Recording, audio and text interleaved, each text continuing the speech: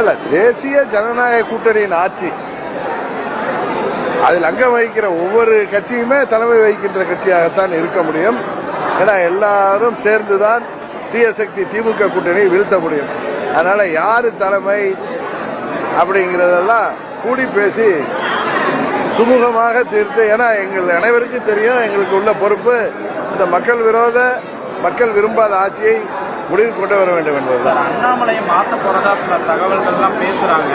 ஒருவேளை மாத்தினா தமிழக பாஜக வலுவில்லாததா மாறிடும் அப்படின்னு கூட பேசுறாங்க. இதை பத்தி என்ன நினைக்கிறீங்க சார்? இல்ல, திரு அண்ணாமலை அவர்களோடு நான் பேசிய பொழுது இதை பற்றி அவர் எதுவும் சொல்லல. நாம் நேரில் சந்திக்கும் பொழுது பேசிக்கொள்ளலாம். ஏன்னா ஊடகத்தில் வர்ற செய்திகளை பற்றி